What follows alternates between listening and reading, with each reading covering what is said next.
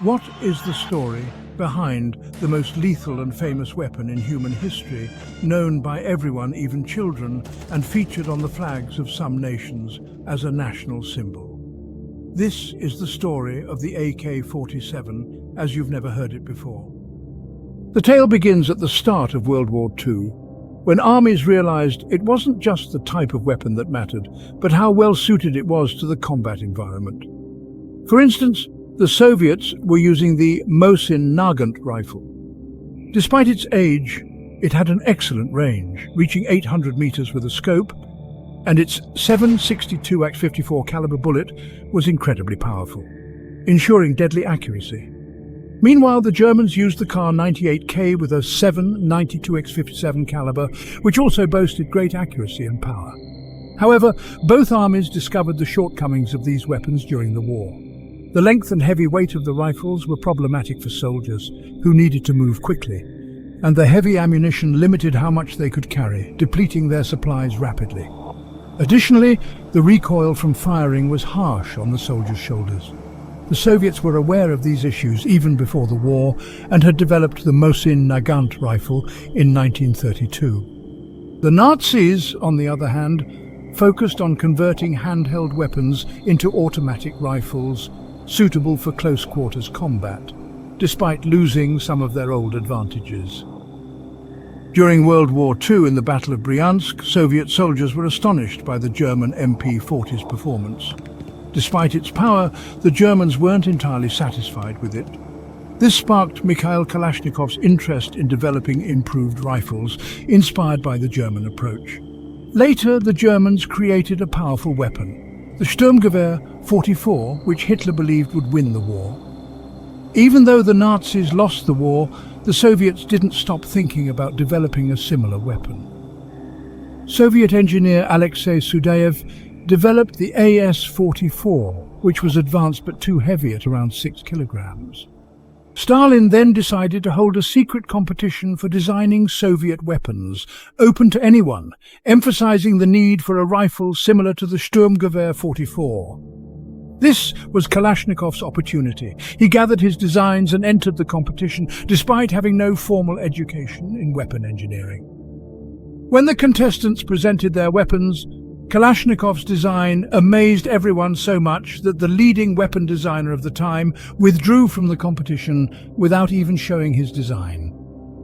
Kalashnikov not only outshone his competitors but also surpassed the German Sturmgewehr 44 with his creation, the AK-47, short for Automatic Kalashnikov, 1947. Kalashnikov realized that the Soviet delay in developing automatic weapons was due to their quest for the perfect weapon.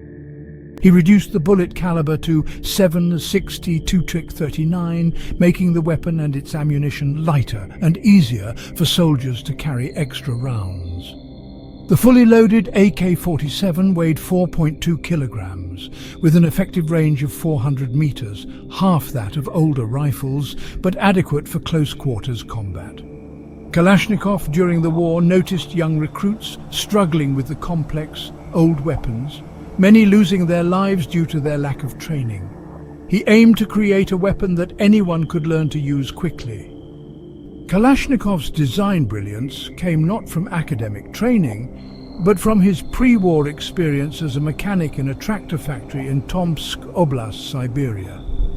He was responsible for maintaining machinery in harsh environments, which enabled him to design a weapon that could withstand any conditions and be produced cheaply.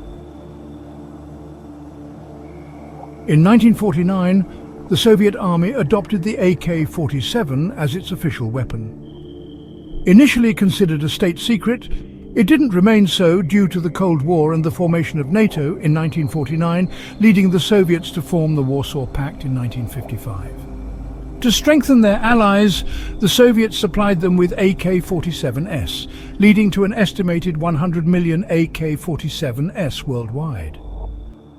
The AK-47 made its public debut during the Soviet suppression of the Hungarian Revolution and proved its effectiveness in the harsh conditions of the Vietnam War, where untrained farmers used it effectively. In contrast, American soldiers with their M16s faced issues as their weapons required constant cleaning and corroded in the wet, muddy conditions, whereas the Vietnamese farmers, though inexperienced, excelled due to the AK-47's reliability. The weapon's fame grew, equipping the armies of 106 countries. One reason for its widespread use was the introduction of the AK-74 in 1974, which was lighter than the AK-47 by a kilogram, fired 650 rounds per minute, 50 more than the AK-47, and had a range of 600 meters. Consequently, the Soviets no longer needed the AK-47s and sold them in large quantities. When the Soviet Union collapsed in 1991, 80% of its small arms, mostly AK-47s, disappeared into the black market and illegal trade. The demand for the AK-47 persisted because, as mentioned, it was easy to use without military training, making it ideal for terrorist organizations to recruit people, even children. Around 300,000 children worldwide participate in conflicts annually using AK-47s. Another reason was its low cost, attracting gangs and armed factions due to the ability to secure large quantities of the weapon. Many believe nuclear weapons are the deadliest, but it's the AK-47, which claims 250,000 lives annually compared to the 250,000 total deaths caused by nuclear bombs since their invention. This led some researchers to dub it the weapon of the century. Kalashnikov initially had no regrets about his invention until he saw it in the hands of children and terrorists, wishing he had created something peaceful and safe. In his final year, he wrote to the Russian Orthodox Church, expressing his unbearable spiritual pain and questioning if God would punish him for his invention. Cherished the content, show support with a subscription, bell activation, and by sharing with comrades. Maintain vitality. Until next time, farewell.